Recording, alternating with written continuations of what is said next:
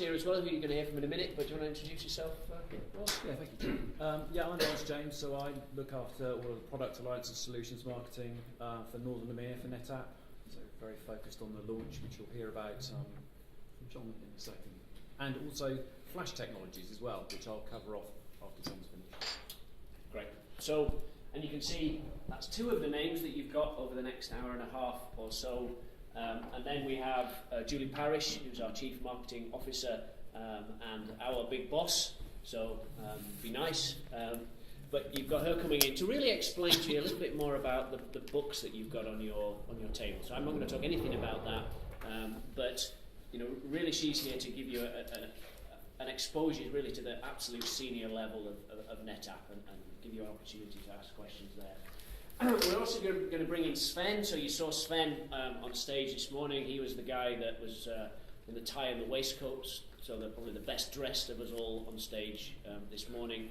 And he's responsible for the vast majority of our channel strategy. So I know many of you will know him, but really he's here to allow you to grill him on our channel strategy specifically. So hopefully combine that with what you've heard already and the one-to-ones and hopefully a nice dinner. I know Hannah and I sat next to each other at the dinner last year. A lot of people have been referring to it, and we almost died of heat stroke, didn't we, last year? So I think it's going to be better this year. So let's get back to the first part of this session. So Julie and Sven will join you because Lawrence and I have to go out for other sessions just about on the hour.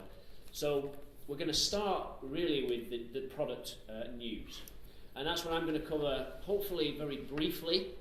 You've seen an introduction from me this morning as to our strategy, some of the news that we've got coming, and as a reminder, that's under embargo until the 17th of June, so just another week or two. I'm not going to repeat all of that, but what I do want to do is just give you a real focus on, out of all of that maybe slightly confusing stuff you heard this morning, what is the actual news that we've brought you here to talk about, as well as experience, our overall strategy to the channel. So just one thing to add, sorry, John. Yeah, sure. I've noticed that some people were taking photos as well, and some of the presentations already had the new products that we're speaking about already listed on there. So just, please also be aware of the embargo. Yeah, if you could, that would be great. So yeah, good point.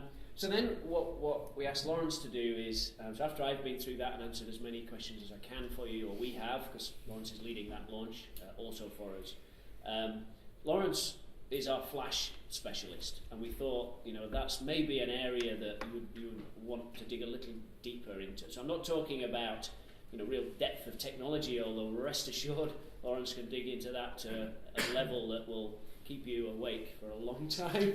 But really, what's the value of it, and what's the proposition for our partners and that side of things? So we're going to focus a bit on that. And then, like I say, Julie and Sven will come in to give you more of the business strategy and the channel strategy part of what we need to do. So please do ask any questions, and we'll try and keep it as informal as possible. But let me make a start. So the real news that we have on the 17th of June is all about our platforms. It's all about our platforms. So many of you will have seen an announcement of the last major launch that we made back in February, which was our FAS 8000. So FAS platforms are really the foundation for what Netapp does, if you want. And what we did in February is refresh really the mid-range of that. And we also made a strategic announcement that we're going to move and really simplify our platform offering, moving from 3 different ranges, so small, medium and large, to 2. Because we're feeling that customers, partners, and even for our own benefit, simplifying the offering to the customer base out there makes a lot of sense. And because we can now join these boxes together, if you want, and cluster them, which is the real differentiator we have, there really isn't a need for us to keep bringing out new boxes that maybe you hear a lot about from other of our competitors out there in the market. Having said that, in that announcement in February, it was fairly obvious that part of the refresh was missing. So we still had the sort of 2-year-old or so when it was introduced, but 2-year-old or so FAS 2000 range, and we didn't at that time talk about the real high end of our offerings, the real high performance end of our offering. And really that's what this announcement is about. So take the flash news aside, and there is some new news around all flash FAS, so configuring one of these things to be purely high performant, that really is the news. So let me dig a little deeper, and again, I don't want to repeat what you heard this morning, but I do want to make sure that we've got your questions answered to a certain level, and then of course we've got the one-to-ones as well. But if you think, this is broadly Netapp's product and solution strategy, so just a different view of what you saw me talk about on stage this morning. So we have underlying hardware platforms. So these are disks, this is flash, so the same, this thing here has got flash in it. Some of these older things have got disks in them, and basically those are the two storage technologies that we have access to and will continue to have access to. And we package those together in the most optimal way to run our software, so our clustered ONTAP storage operating system. And this is really where all of the value in storage is. So yes, we have some exciting new platform announcements, but really for our partners, it's in that context, and that's what I was trying to get across this morning. A few weeks ago, and maybe some of you covered this, we expanded our on-command strategy. And you'll continue to see that. So you'll continue to see new versions of clustered data ONTAP. So just like Oracle released new versions of their platforms and software and strategies, you'll see the same here. And then, just like Oracle would introduce their enterprise management platforms and so on, we will see exactly the same. So we'll keep watching out for news there.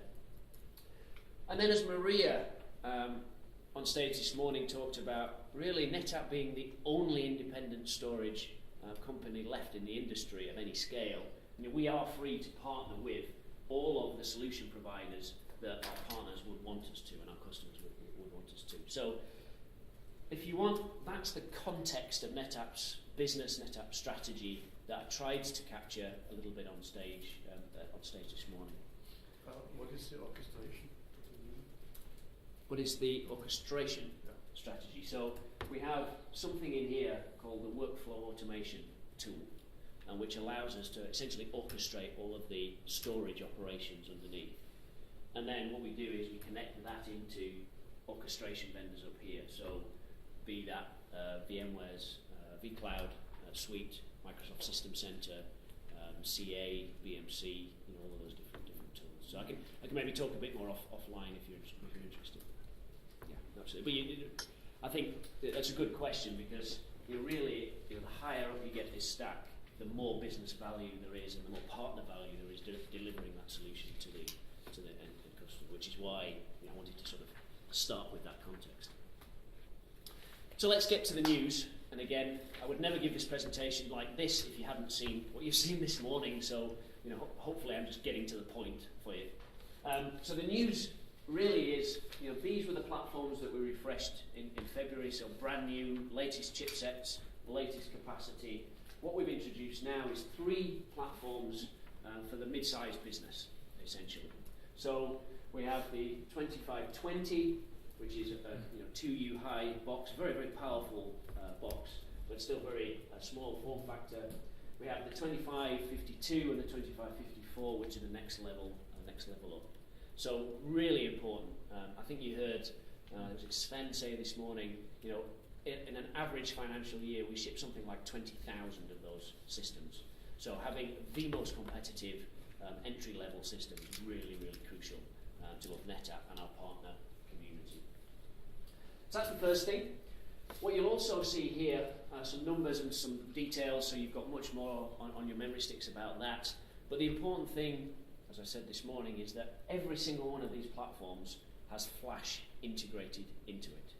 So what I said this morning about the confusion in the industry with lots of startups and lots of big organisations talking about billion-dollar investments, I think we're trying to cut through a little bit of that this week, if you're hopefully feeling some of that. So, the mid-range, we refreshed. I guess probably the headline news of the announcement the week after next is the 8080 EX. So officially the EX doesn't really mean anything. It's a bit like having a Porsche Carrera or a Turbo or whatever. But I like to think of it as extreme, and that's really what it is. So this is essentially the fastest solution that Netapp has ever had in the market, and it's at a level that it can really absolutely compete with traditional, we call it monolithic or mainframe storage. And this is really the first time that we've been absolutely able to compete head-on on performance and capacity. So, there's some pretty impressive stats here. What this means, you can have a 70 petabyte, so a 70,000 terabyte single storage system, single pool of storage system, which is just huge. It's not a technical term or anything, it's just huge. The point is, it's big enough, it's fast enough to compete with those very expensive monolithic frame arrays that have really been, in a sense, dominating that higher end of the market for the last 10 or 15 years. We don't make those. Our strategy has always been not to make those. What we've done is we've scaled this more modular system or flexible system based on software to really attack that market. Yeah. What competitive systems on the market you see as a competitive for that one? From a modular point of view, there are no competitors really. Okay. The real competitors are EMC, Hitachi EMC G1000, VMAX, Hitachi, top-end IBM DS8000. Anyone think of any others? No, those are the three I would go for. Yeah. Yeah. So it's There's those. not much beyond that. And the Hitachi systems are obviously OEM'd through others. Mhm. So Yeah. that's absolutely the market that this is targeted at. Mhm. Absolutely. I guess the other thing that I should probably say about this is because of its nature, it's also targeted very much at the service provider market Mhm. that need Yeah. those Yeah. very, very large Mhm. consolidated systems. Okay.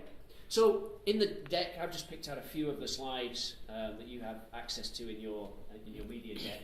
But just to pick out a few things around each of the platforms before I hand over to Lawrence, I don't really want to take too much time. But I think the headlines really are that we are achieving absolutely new extremes, hence why I like the EX equal extreme, with clustered on tap.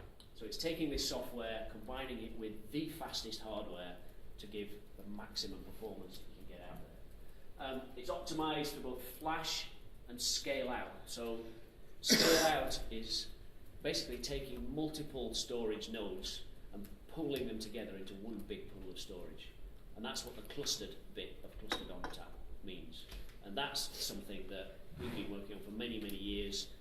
It's taken quite a while to bring it to market, but it's absolutely here now. That's the 13,000 systems that I talked about this morning. So that's really key. Multi-petabyte, so 70 petabytes is the headline. And really it allows people to have new economies of scale because you can build the biggest platform for one application to make it go as fast as you possibly can, or you can share many applications onto one platform and get those economies of scale. And this just means that we can do it even bigger, even faster, even more efficient, effectively. Headline figure, and unless you're sort of technically oriented in your readership, it probably doesn't make much sense, but the headline figure we have is 4 million IOPS, which is, again, huge. This is absolutely comparable with those high-end arrays. And the thing is, when you say it's only comparable, the benefit is this is comparable but in a modular system. So all of those benefits I talked about this morning of clustered on tap and scaling linearly and essentially commodity hardware, that's all within this. So we can deliver the performance at a price point that is really very different to those traditional arrays. Okay, what else to say? You were talking about price point. So where does it start? I don't think we're releasing a price point because it doesn't really make much sense. And the reason I say that is because you could configure one of these systems to have just one controller and one disk, and that would give you a low price point. You can configure one of these systems to be a 24 node, 4 million IOPS 70 petabyte, $10 million plus system. And so because they're so flexible, we just really stopped giving out single box XP figures. people like that, but it's become meaningless to me. So this is the other angle. So if I'm talking about real high performance, this is the efficiencies. And actually, a lot of these capabilities are not a function of the new platform. They're a function of being able to run clustered ONTAP on that platform. So being able to have multiple tenants running in what we call a storage virtual machine on this underlying foundation means that you can really share infrastructure in a way that hasn't been possible before. That brings agility and that brings efficiency at a new level for both partners delivering service, but also customers buying this stuff. So we can talk more about those features in the one-to-ones or in the questions if you're interested. But really, these are fundamentally differentiated things that we have, either around scale, performance with quality of service, with tenants, or what we call non-disruptive operations, which I know we talked quite a bit about at this event last year as a foundation of clustered ONTAP. Moving through quickly, Lawrence is going to talk about the flash side of the news, so I'm not going to steal this, but I just wanted to make sure you realise that I know we're taking this as a section and talking about it separately, but it is absolutely part of the core launch that we're talking about. So you'll see a lot more material in the deck that you have. But we thought it was worth bringing the specialist along rather than me to talk about it. Right, so the other bit of the news is at the low end, which is the 2500. So I've already been through the platforms. And I think that the way to describe our entry-level platforms is really we bring those enterprise data management capabilities down to the mid-size business. So I think, I don't think, all of our competitors have separate platforms that are totally disconnected from their high-end enterprise arrays. They don't have that unified data approach. So every time we bring in a new feature on a FAS 8000 or an 8080EX, it's also available at the lower end of our platforms. That's how we can innovate in that market as fast as we can, and how we can bring a differentiated value proposition. So I won't go through them in detail, but things like the storage management and the data management capabilities we have with both a whole set of value included, but also, which is obviously important from a partner point of view, there's also value-added capabilities in all of these boxes and solutions. So backup and restore, business continuity, disaster recovery, that's typically where a customer goes next after their first storage purchase. And the nice thing is, if you buy a FAS 2500, you've got access to all of the tools that you can get on a FAS 8000, and that really is differentiated against most of the other entry-level platforms. Other things, industry-leading integration, same story again, because we only have to do integration once. We integrate with clustered ONTAP, whether you run it on a small box or a large box or a extreme box, it doesn't matter.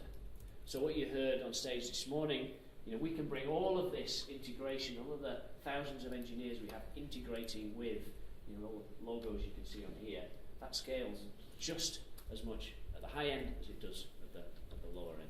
And that, again, is something that typically out in the market is a differentiated viewpoint. Non-destructive operations, again, you'd think that would be a high-end feature. Absolutely applies to the entry-level platforms as well. So you can actually run clustered ONTAP on a single FAS 2500 system to give non-disrupted operations if that is critical to a business. So a good example for me is where you have maybe a smaller business running a lot of web scale applications. So in my head I'm thinking of a company I met in Sweden called Binero, which we can give you more access to that case study if you're interested. But really being able to treat organisations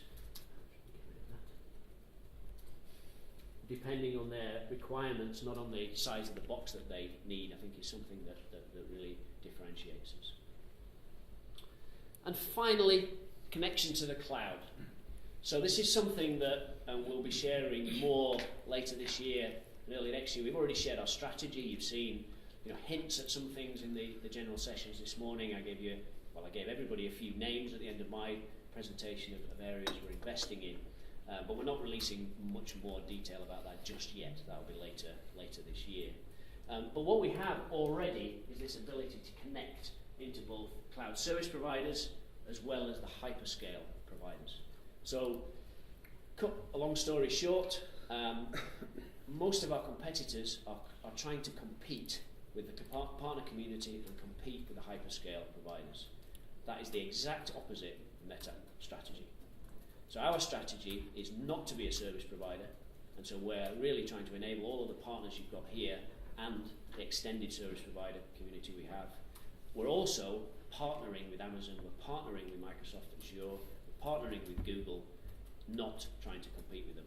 And that's something that, I mean, just give us feedback if you hear otherwise, but that's something we think is very different in our strategy and our approach to our competitors. And it also gives options for partners to build solutions that really are very differentiated compared to just reselling a box, which may be where the market was a few years ago. So there's architectural reasons for that, there are market dynamic reasons to do that, and there's also strategy decisions and choices that are behind that. So hopefully you've got some of that in the session this morning. Just wary of our time. So I said this at the end of my presentation. I'd be happy to... Yeah, go on, sorry. I have a general question.